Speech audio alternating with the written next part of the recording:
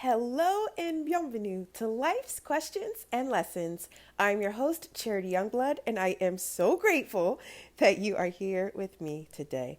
This season, we're going deep to help you rediscover who you are. So let's get started with today's question.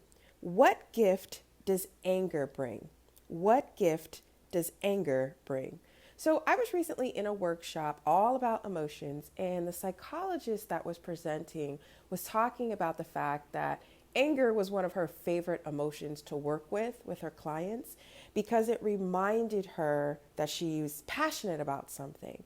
And I thought that was a really interesting way to look at it. And I've heard kind of different iterations of that, but the way she said it, I was like, wow, that's definitely something to think about. So as you're thinking about this question and exploring it in whatever way works best for you, I really encourage you to think about the last time you were angry, the last time anger came in, sat down on your couch, and was ready to visit.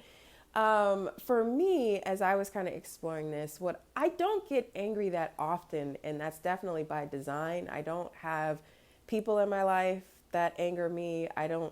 I'm not really in environments, and I've kind of, after years and years of doing this work, I know the things that, the places, the articles, the topics, all these things that would kind of lead anger to come and visit me. And so by design, I have eliminated those things on purpose, eliminated those relationships, eliminated those environments, but I'm still human. And I think that's very important with this work because it doesn't matter how long you've been working in self-reflection, you're still, it's still work. And there's definitely things that will get to you. So typically if I get angry to the point where I would say I'm actually like anger is in the room, in the house, it's something that is important to me. And so for me, the gift that anger typically brings is a reminder of the importance of that particular thing. I'm not going to be angry about foolishness. I'm going to be angry about a situation where someone brought harm, emotional harm, to someone I love. I'm going to be angry about someone who might have used my time. I'm very, very strict, and I have very strict boundaries around my time, my energy, my focus, and my attention. And so if I'm helping someone to do something and I'm taking my time and it turns out that that was kind of useless, that absolutely, that situation is where anger will come to visit. So as you're exploring this for yourself, I definitely encourage you to explore it in curiosity, not judgment, as we do all of our questions. And give yourself, the space and the grace to really just work through this.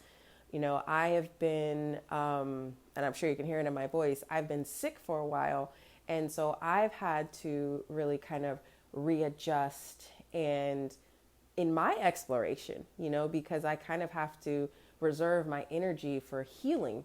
So if you're in this process and you find it's maybe a little bit more challenging to answer these questions, especially with this series on unwelcome visitors, these are emotions that we would like to feel less often.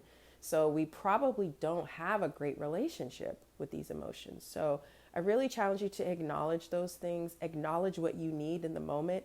And if you're not ready to ask yourself this question in curiosity, do so when you are. That is so, so important with self-reflection. If you ever see something, or if I say something and you're just like, not today, then acknowledge that and don't do it today.